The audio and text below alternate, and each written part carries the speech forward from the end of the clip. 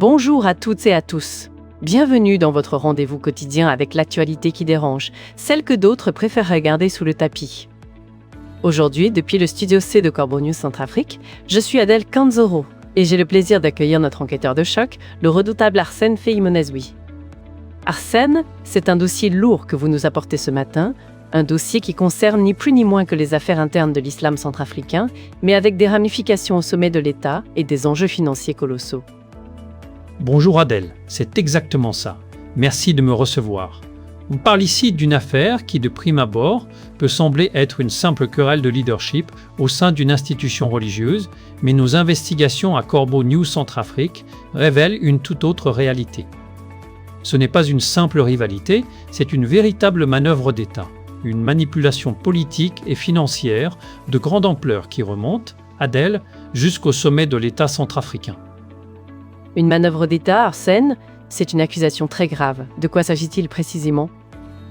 Nos enquêtes exclusives confirment que la profonde désunion qui affaiblit aujourd'hui le Conseil supérieur islamique de Centrafrique, le CISCA, n'est absolument pas le fruit du hasard. Non, elle est organisée, financée et appuyée de façon calculée par le dictateur Faustin Archange Touadéra en personne.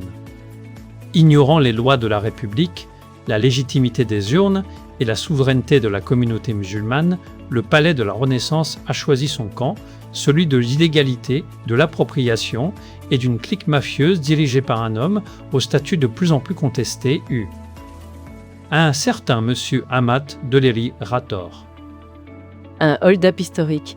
Le terme est fort, Arsène. Expliquez-nous comment cette situation s'est développée. Pour saisir l'origine de cette crise, il faut remonter au 28 novembre 2020 avec le décès de l'imam Oumar Kobine Leyama, une figure essentielle et un émissaire de la paix en Raqqa. Après ce drame, un homme, Ahmad Deleri Rator, prend les rênes de l'institution pour une transition qui devait être technique et temporaire. Mais, Adèle, les textes juridiques et les statuts du CISCA sont clairs, un intérim est strictement limité dans le temps. Il est là pour gérer les affaires courantes et organiser rapidement des élections transparentes afin de doter la communauté d'un bureau exécutif légitime.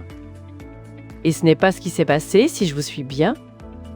Absolument pas, Adèle, contre toute attente et ignorant totalement ses textes fondateurs, Deleri Rator a transformé cet intérim d'urgence en un règne sans partage.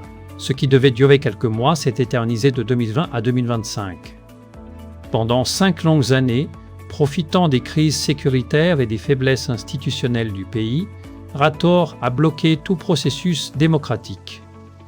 Devant cette mainmise évidente sur le pouvoir, la lassitude puis la révolte ont fini par gagner les membres légitimes du Conseil. Face au refus obstiné de Rator d'organiser le moindre scrutin, ce dernier voulant tout contrôler pour s'éterniser, les forces vives de l'islam centrafricain ont décidé de prendre leurs responsabilités en créant un comité ad hoc légal pour convoquer de véritables élections. Donc la communauté musulmane a agi, Arsène. Elle a organisé ses propres élections. Quel a été le résultat de ces urnes ? Et surtout, comment le palais de la Renaissance a-t-il réagi à cette légitimité ? Au début de l'année 2026, Adèle, le verdict des urnes est sans appel. Un nouveau bureau exécutif national, présidé par l'imam Abdoulaye Ouassélégué, est élu de manière totalement transparente, démocratique et conforme au statut. Mieux encore, ce nouveau bureau a reçu une onction républicaine indiscutable. Son investiture officielle s'est déroulée dans l'enceinte de l'Assemblée nationale en présence de membres éminents du gouvernement. À cet instant, la légalité et la légitimité étaient réunies au même endroit. C'était parfait, en somme, jusqu'à l'intervention de l'empereur, j'imagine ? Exactement, Adèle. C'était sans compter sur le veto arbitraire de Faustin Archange Touadéra. Immédiatement après cette élection, le chef de l'État a activé sa machine politique pour saboter ce nouveau bureau. Pourquoi un tel acharnement de l'empereur contre une équipe élue selon les règles ? La réponse réside dans la doctrine fondamentale du nouveau bureau exécutif, l'apolitisme. Si le nouveau bureau prône un respect strict, constitutionnel et coranique des autorités établies du pays, il refuse catégoriquement que la religion islamique soit utilisée, infiltrée ou transformée en un organe de propagande politique. Une posture de dignité et d'indépendance qui dérange profondément un régime habitué à la vassalisation des corps sociaux. Donc, Arsène, si je comprends bien, le fait que ce nouveau bureau soit apolitique et indépendant est ce qui a déclenché la fureur des dictateurs. Mais vous parlez aussi de pacte financier et de networking des chefs de race. On entre là dans les coulisses de la finance et de l'influence, n'est-ce pas? Quels sont les dessous de cet axe Rator-Touadéra? C'est là que l'affaire prend une autre dimension Adel. Pour maintenir son emprise, Amat Deléry Rator dispose d'une arme secrète, des connexions communautaires et financières transfrontalières. Bien qu'il ait grandi en République centrafricaine, Rator est originaire du Tchad. En Raqqa, il s'est appuyé sur les réseaux des chefs de race de la communauté tchadienne installée à Bangui et dans les provinces. Ces réseaux d'influence étrangers, gérés comme de véritables corporations d'intérêt, ont injecté des sommes astronomiques pour acheter la protection et la bienveillance de l'empereur Touadéra. Les chiffres qui filtrent des cercles financiers secrets du pouvoir sont vertigineux. Vertigineux, vous dites? Donnez-nous des chiffres, Arsène. On parle de 200 millions de francs CFA versés directement à Faustin-Archange, Touadéra pour sécuriser l'investiture de leur faction, et 19 millions de francs CFA investis pour soutenir les campagnes et les mouvements d'influence du régime. En contrepartie de cette pluie de millions, Deléry Rator a offert au régime Touadéra ce qu'il désirait le plus, la soumission politique totale. Sous sa gouvernance illégitime, le CISCA était rabaissé au rang de simple comité de soutien et d'animation du mouvement Cœurs Unis, le parti au pouvoir. Rator se montrait ouvertement, sans la moindre retenue, comme un agent électoral du régime. Une dérive partisane qui a profondément choqué et blessé la majorité des fidèles musulmans centrafricains, désireux de préserver la sacralité de leur foi des contingences politiciennes. C'est tout à fait étonnant, Arsène. Non seulement il bloque la démocratie interne de la communauté, mais en plus, il transforme une institution religieuse en un bras armé politique. Et l'empereur Faustin protège Rator. D'ailleurs, cette protection s'est montrée de façon très concrète lors de l'affaire Dame d'Afok, n'est-ce pas? Parlez-nous de cette complicité de l'ombre.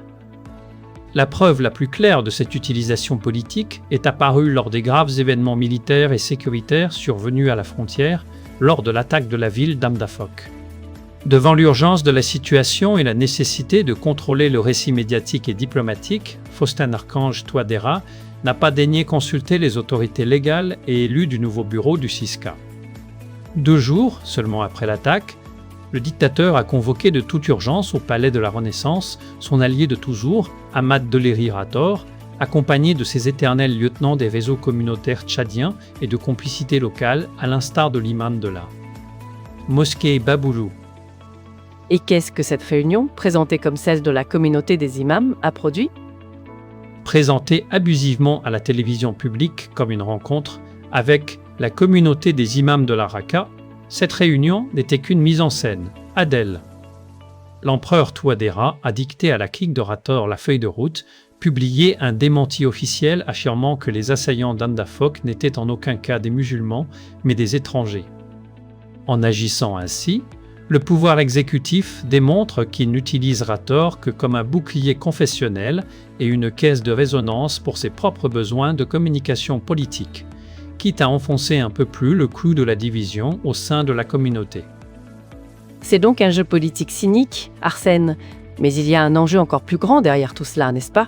Un enjeu qui se chiffre en milliards. Quel est le véritable mobile derrière cette guerre pour le contrôle des 34 milliards de Dubaï et d'Abu Dhabi? Adel, si Faustin-Archange Touadéra s'implique avec autant d'énergie et de cynisme dans les affaires internes de l'islam centrafricain, ce n'est pas seulement pour des raisons électorales. Derrière le rideau de fumée des déclarations politiques se cache un mobile beaucoup plus sonnant et trébuchant, l'or vert du Golfe. Comme mise à jour précédemment par l'équipe technique du projet, le regretté imam Kobine avait arraché auprès des autorités d'Abu Dhabi et des Émirats un financement historique de 34 milliards de francs CFA pour le projet Kodou. 34 milliards, Arsène, c'est une somme absolument colossale pour la Centrafrique. Effectivement, Adel. Ce programme humanitaire d'envergure nationale prévoit la construction de 12 complexes modernes abritant des écoles primaires et secondaires, des hôpitaux équipés et des mosquées dans 9 préfectures de la République centrafricaine. Cette manne financière colossale, actuellement en transit ou logée sous haute surveillance à la Banque centrale, aiguise les appétits les plus féroces du clan déchu. N'ayant aucune légitimité technique ni morale sur ce projet, dont les plans et documents cadastraux originaux sont jalousement gardés par l'ingénieur Robert Patrick Verret et le ministre Keït Jama, la clique de Deléry Rator et de Mamadou Ramadi fait le siège du palais présidentiel pour obtenir un décret ou un passe-droit politique. Leur but ? Mettre la main sur ces 34 milliards au détriment de l'intérêt général des enfants, des malades et des fidèles de Raqqa. Et là, le rôle de l'empereur Faustin devient plus que trouble. C'est ici que le rôle de Faustin Archange Touadéra devient particulièrement suspect.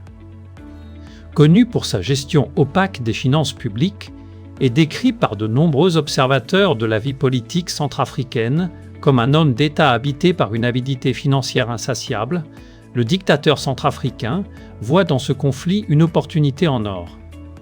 En organisant sciemment le chaos et la division entre le bureau légitime de l'imam Ouassélégué et la faction illégitime de Deléry Rator, Touadéra se pose en arbitre indispensable. Une stratégie du pourrissement qui pourrait lui permettre, à terme, de négocier sa part du gâteau ou de ponctionner une commission substantielle sur les 34 milliards d'Abu Dhabi en échange du maintien au pouvoir de ses obligés. C'est donc un véritable scandale d'État qui menace l'unité nationale, Arsène.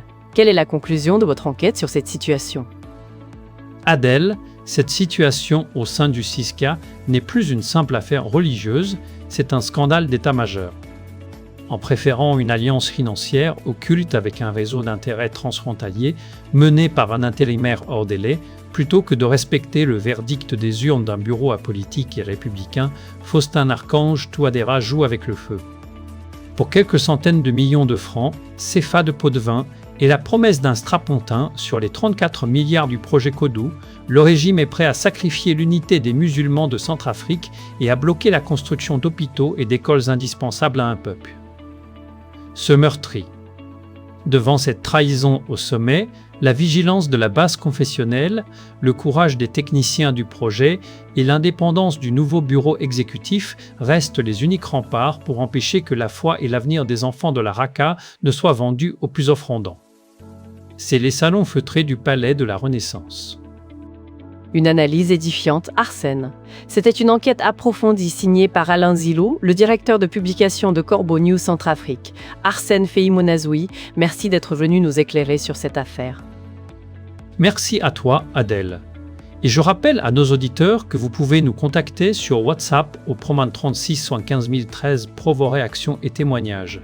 Bonne journée à tous.